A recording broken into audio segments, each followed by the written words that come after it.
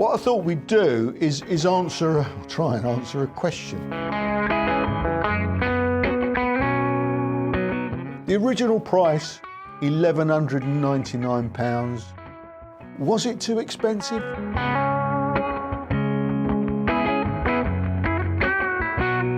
What do you think? Am I going a bit crazy? Contradicted quite a lot of things that I've said in the past. Epiphone have absolutely nailed it with this guitar. I nearly said in it's good value. I can't believe I said that.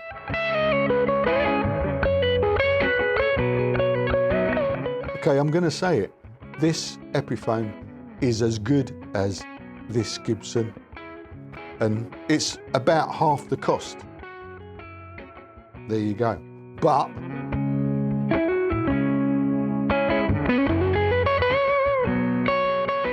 Guitaristas is proudly supported by Gear for Music.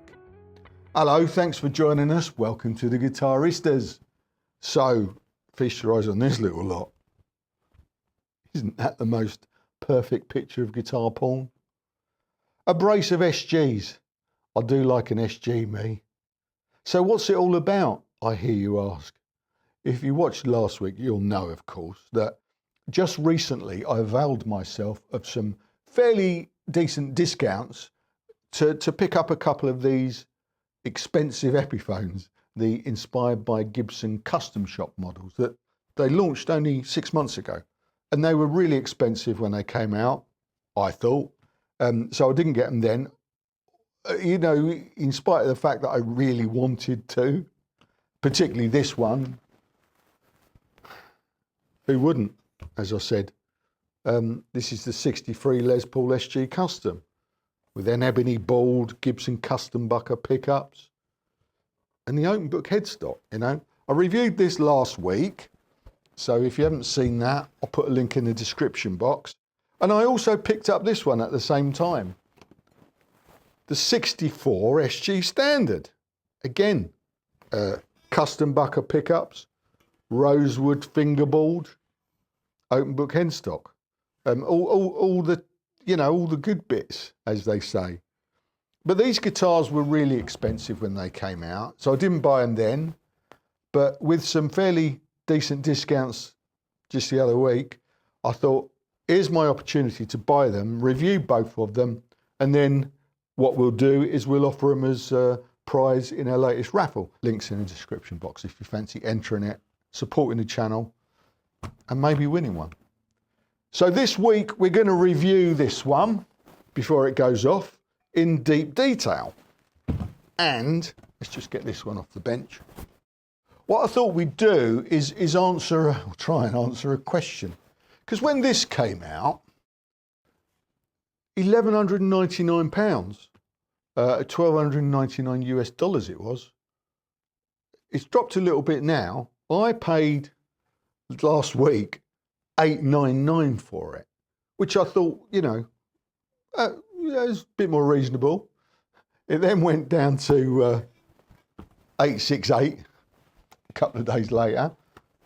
You could buy a couple even cheaper than that for a day or two. It's now gone up to $999 again. So, you know, if you saw last week, too late, you missed your chance.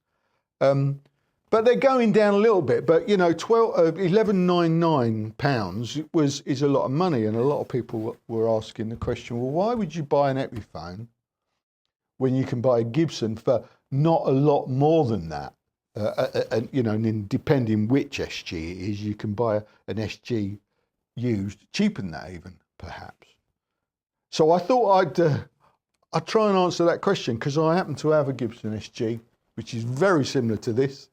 In fact, really, to all intents and purposes, it's identical, except for some reason they call this a 61 and they call this a 64. What's all that about, Gibson? I think you've got your name. I was going to use the word nomenclature, and then I realised that I don't know the word or what it means. I think it's something like that, isn't it? You're getting your nomenclatures wrong. Anyway, sketch over that. They call this a 61.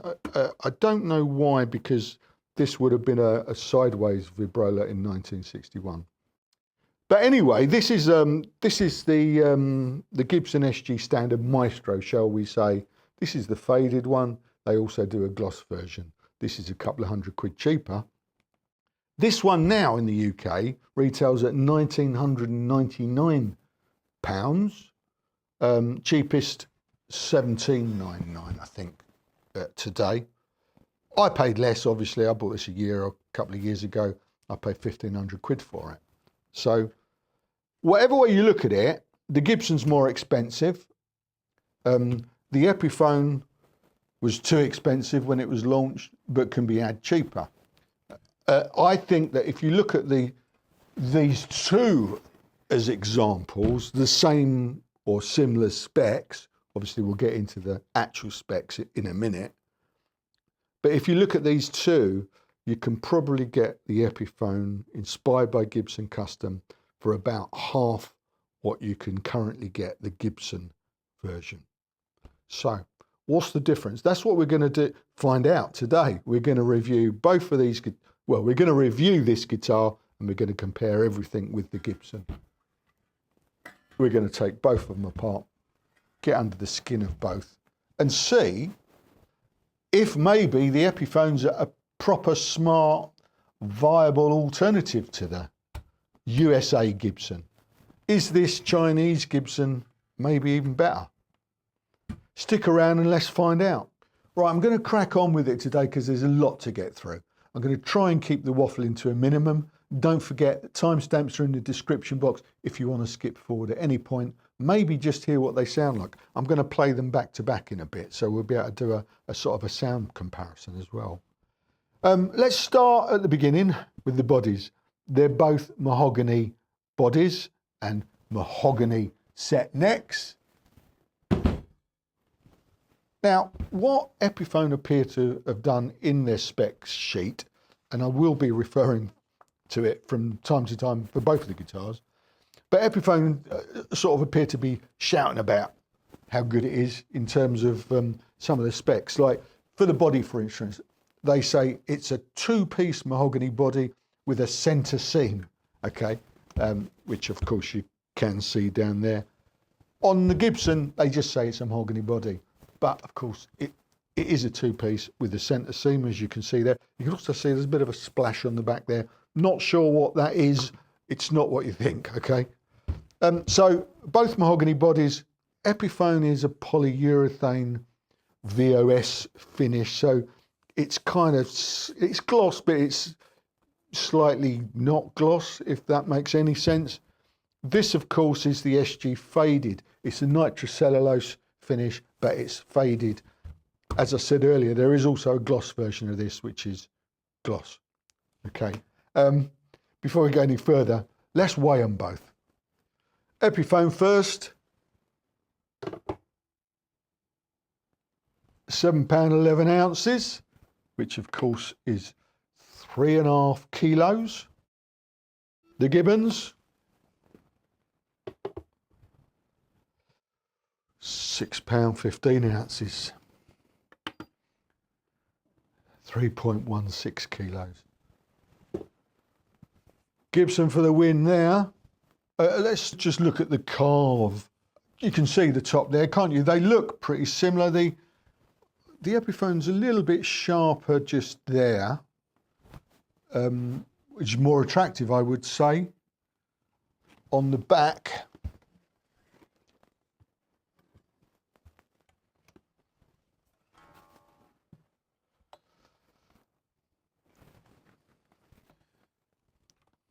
same really. It's a little bit more refined, if that's the word, on the Epiphone.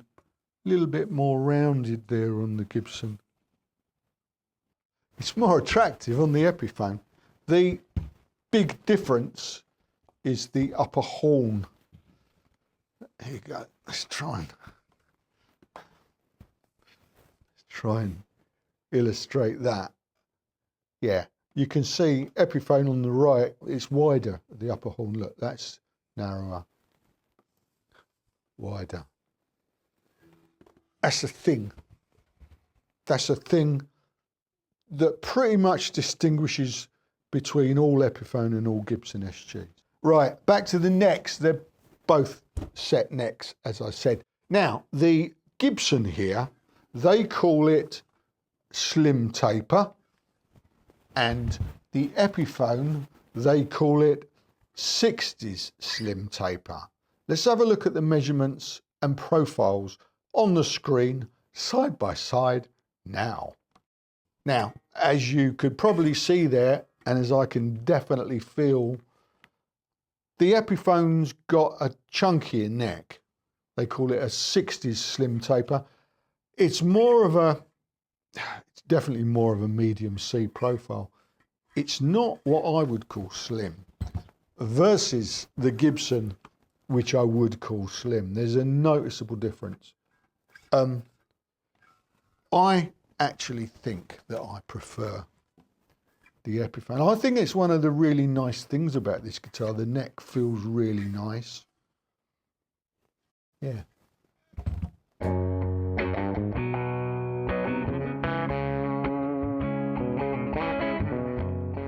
Okay, let's have a closer look at the fingerboard and frets on both of these. They've both got rosewood fingerboards. They're both 12-inch radius, and obviously both guitars are 24 3/4 inch scale length from nut to bridge. The Gibson has fret nibs. Here's a close-up of a fret nib versus the Epiphone, which doesn't have fret nibs. In case you didn't know about that stuff, they've both got binding. And as I said, the Epiphone has got a certain amount of detail that just, hasn't been put into the Gibson. In the binding on the Epiphone is aged a little bit, isn't it? It's sort of yellowed, which is quite nice.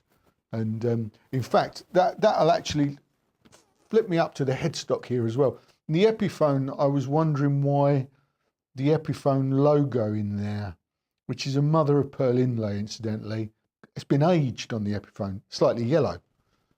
Yeah, I'll show you the Gibson one. See what I mean? But they're both mother of pearl inlays, apart from on the fingerboard. These inlays, and they're trapezoid, by the way, thanks to everyone last week that told me that. These are acrylic inlays on the Gibson versus a mother of pearl on the Epiphone. So that's better, isn't it? The frets, they're it's a decent enough fret job on this Epiphone. The custom that I reviewed last week, it felt a little bit shonky, I think is the word. It wasn't bad, but it felt, I could feel something. This feels all right, actually. It's got a nice rolled edge.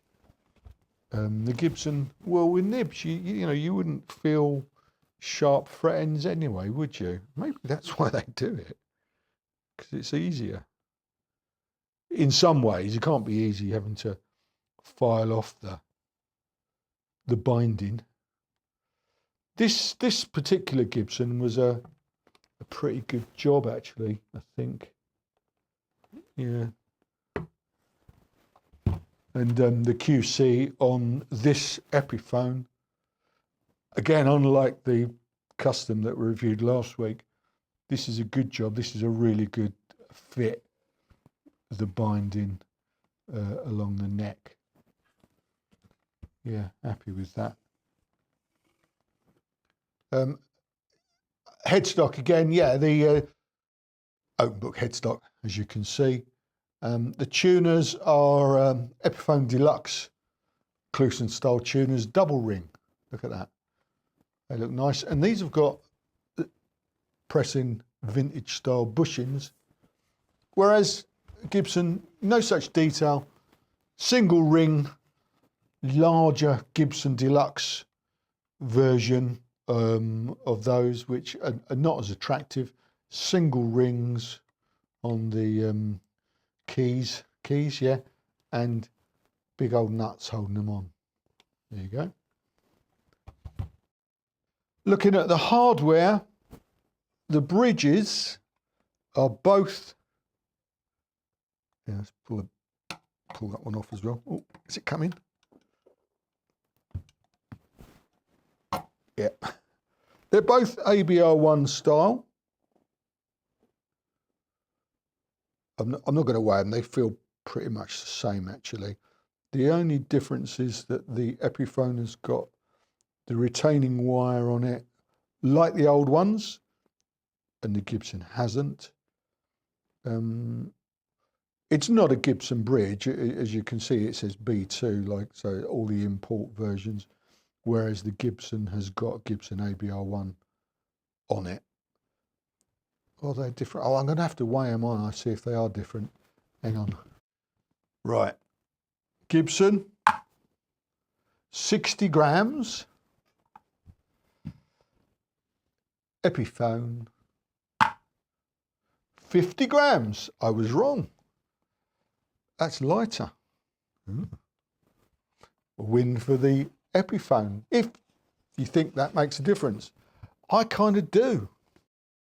Now, in terms of how they are fixated, yeah, you can see that. The Epiphone here's got a kind of a really nice kind of nod to the vintage versions where the adjustment is just via the thumb wheel, which spins freely on the post, which is, I'm going to try not to adjust that too much because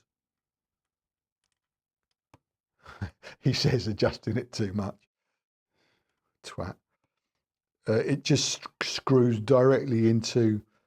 The thumb wheel spins freely on the post, which screws into a metal bushing into the body of the guitar. Whereas on the Gibson, I think, yeah, it's a complete unit. That's an insult, isn't it? It's a complete unit, which post and thumb wheel connected to one thing, screw directly into a bushing into the guitar. Now, what is noticeable on the Gibson, very noticeable on this particular one, if you can see that, there's no adjustment left. You wanted lower action, there's nothing left. I don't think I need to do a close-up, but I will. They're pretty much screwed down as far as they'll go. And maybe another turn, actually. And that's down to the angle that they actually set the necks in the Gibson factory. And there's quite a lot of variation in, if you've never thought about that, if you've got a couple of Les Pauls maybe, or SGs or something, have a look and you'll see what I mean. They'll be different. You know, the bridge will be either jacked up really high or jacked up really low. It's a thing. Okay, it's not a problem with this guitar, but it is a thing. It can be a problem. Right, that's that. Now they both got these, to all intents and purposes, identical Maestro vibrolas. Obviously, the Epiphone has got Epiphone engraved on it rather than Gibson. I'm going to draw the line at taking them both off and weighing them, okay? We can assume, I think, that the Epiphone one's probably made in the Far East and the Gibson one is probably made in the Far East as well. You will have noticed that they've got different wobbly arms on. This is the standard one. This is what is called a spoon type arm. Few people last week asked where this came from. I bought this from a company called Crazy Parts in Germany. I'll try and find the link and put it in the description box. It's a very cool thing. And of course, I put it on this guitar to turn it into a bit of a Frank Zappa rep. You'll note as well that I changed the knobs. These are Witch Hat knobs. This would have originally come with the same knobs as the Epiphone, and the same whammy arm as the Epiphone. Okay, top hat reflector knobs, three-way switch on both. Epiphone switchcraft is specified for the jack and the switch. Gibson, they don't bother telling you. Right, pickups, innit? Let's take some pickup readings and then we'll have a look underneath. We'll start with the Gibson. Now, these are 60s burstbucker pickups. And the bridge reading is 7.61K with an inductance of 3.95. On the neck, we've got 7.70 with an inductance of 3.92 Henrys. Sorry, I'm just writing these down because I'll probably forget. Over to the Epiphone. These, of course, are Gibson custom bucker pickups. And the bridge reading, 7.82K with an inductance of 4.33 Henrys. And over to the neck, 7.86K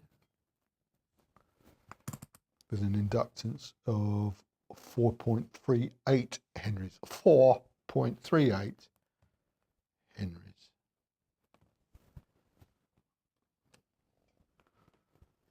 I think somebody pointed out last week that Gibson custom buckers are just Gibson custom buckers and they don't specify a bridge and a neck version. I don't know if that's true or not, but looking at these readings, they're very close, 7.82, 7.86.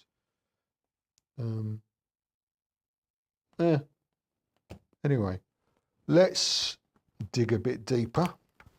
Let's start by removing the what I call goof plates. I think they may have originally been designed as an aesthetically pleasing thing, or maybe to hide goofs or the neck tenon perhaps.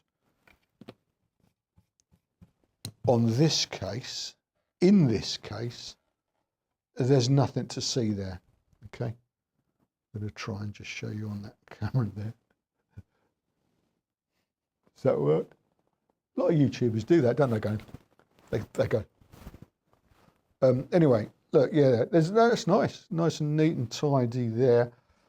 Unlike the Epiphone Les Paul SG Custom last week, which was a bit shonky. If you haven't seen that review, yeah. Nice guitar, some shonky QC on it.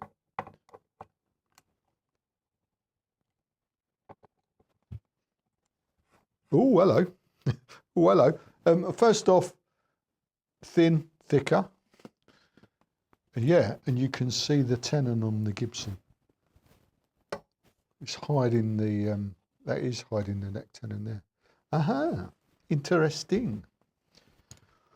Right, I'm going to also take off the pickguard scratch plates, because I can.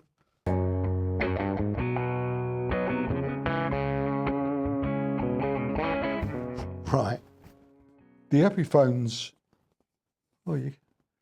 yeah, just the usual lifting of, the paint a bit where they drill the holes. This is a nice 1, 2, 3, 4, 5 ply, nice chunky quality 5 ply versus 4 ply. It's thinner though. It's quite a lot. There's quite a lot of difference. Yeah, can you see that? Yeah. Same shape. Do the holes line up the same? Yeah, not exactly. No, they don't.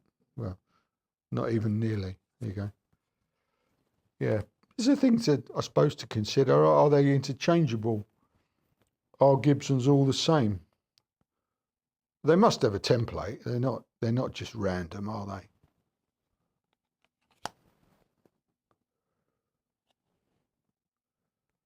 Yeah, they definitely don't. They're definitely not the same. Okay, put that one there. Put that one there. I don't want to mix parts up. Right, let's have a look underneath the pickups.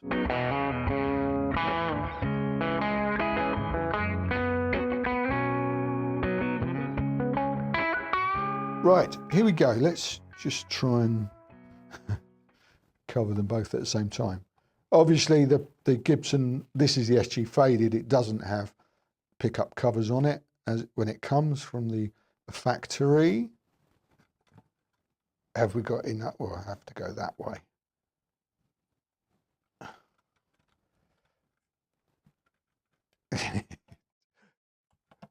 Just, yes, done it. Right, let me have a look.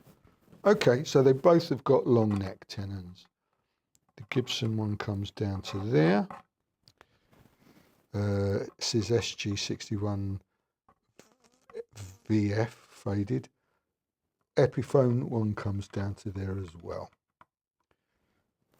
And that's got some scribbles, got an R23. Oh, I'm not even going to try and think about that. So, you can also see a little bit of something. The construction's a bit different in terms of that's got a little bit of wood kind of. I don't know if that's to do with the truss rod or the neck tenon. But anyway, there you go. Yeah, both got long neck tenon. That's the important thing. Rhythm 61 versus custom bucker. Let's just see if we can. Oh, loads of space, loads of cable. That's what I like. Lead 61. Both got pattern applied for stickers on, which they sort of still do for fun, I suppose. Can I flip that? Yes, just about. Try not to scratch your new guitar, whoever you are. Custom bucker 130990. I don't think this number means anything to us. But you've got a pattern applied for sticker. Custom bucker. That was made on the 17th of October. 17th of January 25. And this one, 16th of January 25. There you go. They look very much the same in here. Let's pop those back and then we'll have a look in the control cavity. Here you go. Let's try and show them side by side. So they've both got 500k pots. The Gibson's got Gibson branded pots. The Epiphone's got CTS branded pots. As I said before, Switchcraft switch and jack on the Epiphone. Not sure on the Gibson. Look the same. The Gibson's got orange drop capacitors. And the Epiphone's got Black Beauty paper in oil. Or is it oil in paper? Oil. Hang on. I made a note. I put paper in PIO. I put paper in oil. Oil in paper, paper in oil. Anyway, whatever it is, it's got them. And they're Black Beauties. And they're wired differently as well. The Gibson caps are wired centre lug of the tone controls to the earth on the back of the tone controls, whereas the Epiphone are wired outside lug of the tone controls to centre lug on the volume controls. Okay, so it will be interesting to hear if there's a difference in the tone roll-offs of these. I've got high expectations of the Epiphone. I haven't plugged it in here yet. I don't know. I can't remember if I plugged it in at home, but I didn't really play around with that. So I'm looking forward to that. It looks impressive, doesn't it? One more thing, Gibson has the 2-screw bell truss rod cover with the bell end truss rod adjustment. That's what I call it, the bell end. It's not actually called a bell end. It's like a nut, basically. Epiphone has a 3-screw bell type truss rod cover, different shape, and hex key adjustment. I don't have a fancy name for that. Oh, and the other thing is, Graph Tech nut on the Epiphone, unspecified on the Gibson. That's it. I'm going to put these two back together now, put a new set of strings on both of them. Back in a minute and we'll hear what they sound like. See you then. Let's make some noise and see what they sound like.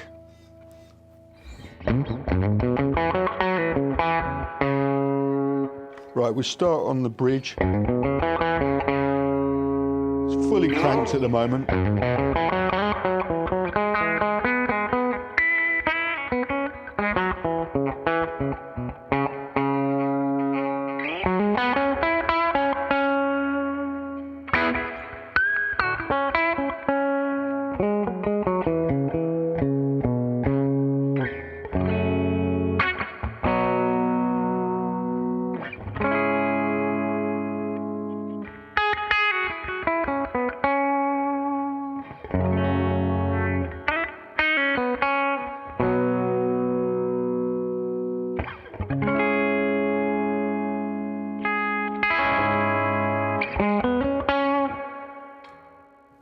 Sounds nice.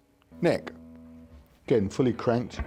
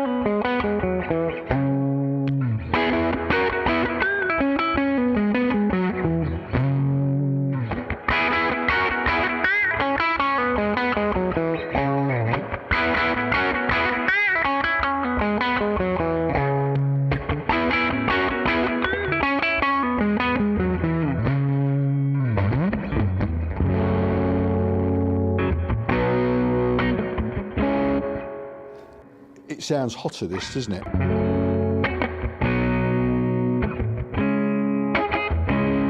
Yeah, definitely more throaty. Roll it off.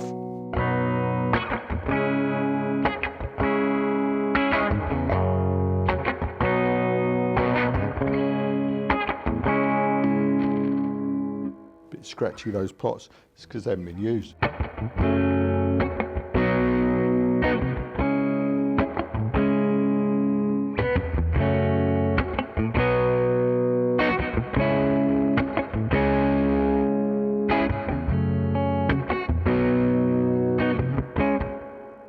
Well, I mean, this is pretty shouty as well, to be honest with you.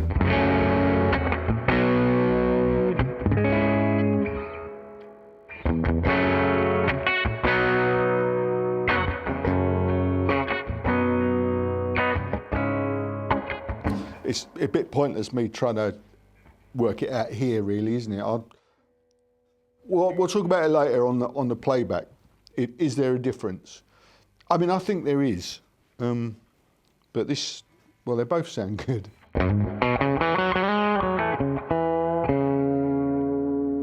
Let's put them in a loop.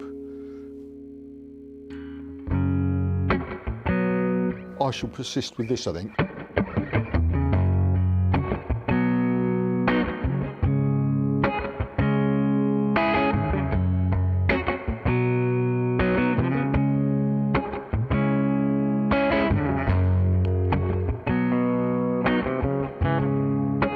Anyone recognise it?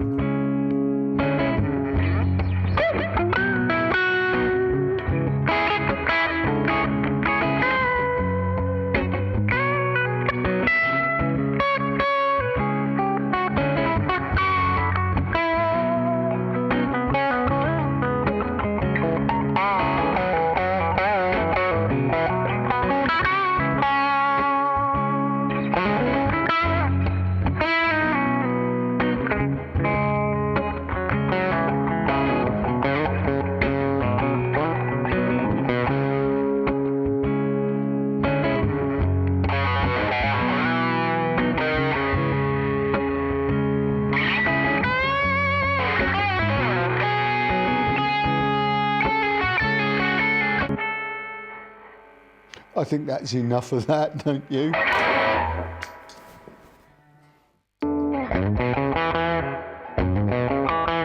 Both great to play. They do feel different. The necks are quite different. As I say, this is more of a C, and the Gibson's quite a bit skinnier. The other thing that I can feel is the bridge on this. I think if you remember from earlier when I was talking about the bridges, because of the neck angle on the Gibson, it's set very low, and I can feel it. It's only, you know, it's only a smidge, that much difference. I'll just drop in a shot to show you, but I can feel it because obviously I rest my hand on the bridge. That's when I play all the time, really. And I can feel it's lower on the Gibson. So when it took me a while to get that, to sort of get the feel of the Gibson. Whereas this, I'm locked onto the Epi nice. as opposed to. Yeah, it feels different. It's lower, and that much, it makes a difference. Just until you get the feel of it.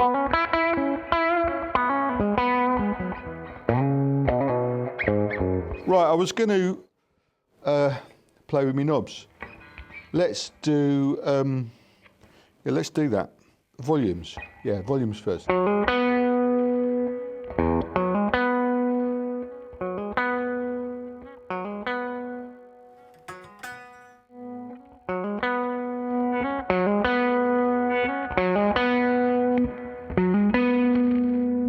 They're a bit scratchy because this guitar hasn't been used much. I've had it a couple of years now, I think.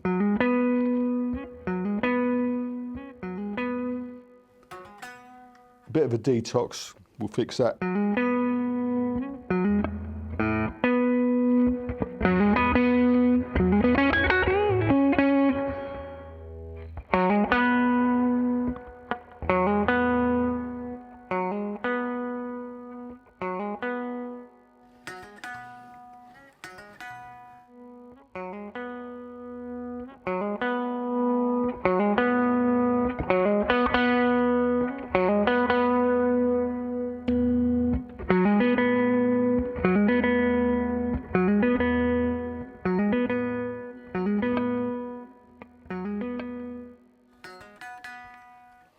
Much of a muchness.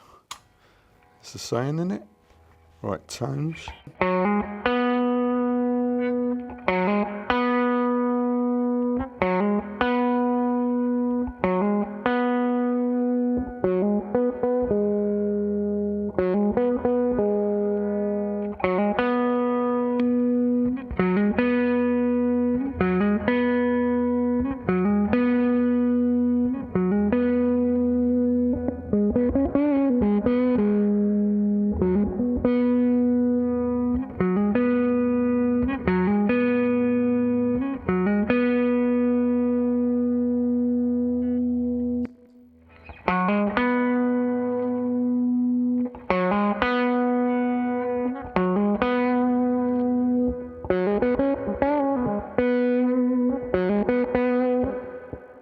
Oh, that's a nice sound.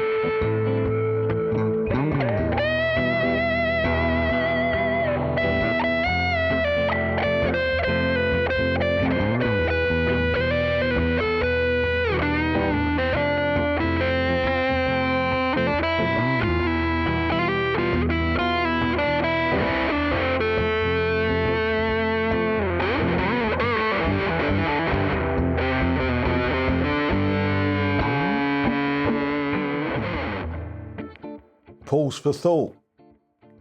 Food for thought. Okay, I'm going to come out with it. I'm just going to say it. Epiphone have absolutely nailed it with this guitar. It's fabulous. It really is. I don't think I have any criticism. What about the price, Cole? Oh yeah. The original price, £1,199. Was it too expensive? It was expensive. In the scheme of guitar prices now, where we are, November 2025, For what it is, maybe not. I can't believe I said that. Maybe not. You know, it's not 1,500 quid, it's £1,199, $1,300. It's a lot of money, but when the Gibson equivalent is pretty much twice that. Okay, this is the faded version. Really, it's just a slightly unfinished version of the gloss version of that, which I think retails at 22 or £2,400. So yeah, this is, you know, approximately half price. Obviously, I got it a lot cheaper. I paid $899, which feels a lot better. So, well, look, for $899, I'm happy to say it's good value. It's really good value because it's really well made. In many ways, better made than the Gibson. As I said, this is slightly unfinished, and I think that might be why, you know, the angles are not as sharp as the Epiphone. They maybe didn't bother. They just didn't bother finishing it. Knock a couple of £100 off. I mean, I like it. I like the look of this. That's why I bought this one, because it's like the Frank Zappa Roxy SG. You know, you can't get them for love or money these days. But this looks the part. And it's probably the same, isn't it? Now it looks the same. I've got my spoon bar and my witch hat knobs on, uncovered pickups. Jobs are good, and all I've got to do now is learn to play like him. So, but this, yeah, I mean, it's a fabulous guitar. It really is. They sound the same, really, don't they? You know, I mean, you know, I'm thinking earlier, maybe there's a slight. I thought that the Gibson pickups were a little bit hotter, but you know what? I don't know if they were. I think there's you wouldn't be able to tell the difference in a blind test. The tone controls, the volume controls, they worked on both guitars. Much of a muchness, as we said. I was a tiny little bit disappointed that the Epiphone ones weren't more remarkable. They just worked okay. The Gibson ones with the orange drop caps to my ear then sounded a teeny bit better. I don't know. It's difficult to really, you know, split hairs, isn't it? Yeah, this is the thing. You can't really split hairs between these guitars, apart from the fact that this one's made in China and this one's made in the USA. And only one of them's got Gibson on the headstock. And if that's as important to you as it is to me, you're never going to get past that. As good as this guitar is, and it's brilliant. It's as good as the Gibson. Okay, I'm going to say it. This Epiphone is as good as this Gibson. And it's about half the cost. There you go. But it hasn't got Gibson on the headstock. What that means to me is when they're on the stands together here in the room and I walk past them, I look at this and I go, oh yeah, that's a nice guitar, that. I'd like to keep that. And I look at this and I go, that'll do. It's my Gibson. It's my Gibson SG. I'm very shallow, I know. I'm very shallow. But this one's going anyway. I won't discount buying another one in the future because it is that good. I nearly said it, and it's good value. It's made in China. Is it good value? You tell me. What do you think? Look, yeah, tell me, what do you think? Did it sound as good? What do you think? Am I going a bit crazy? It's possible, because I've contradicted quite a lot of things that I've said in the past today. So I might be coming down with something. Anyway, don't forget, this is going to a new home on Sunday evening. The raffle's drawn on Sunday. This beautiful guitar is second prize. This one, the custom, is first prize. Okay, so you've got two chances of winning. You decide which one you prefer. They're both as good as each other. This one's a little bit more expensive and very fancy. I mean, everyone would want that in their collection, wouldn't they? I definitely would like to keep that for that reason. I'm never going to get one of these with Gibson on the headstock, am I?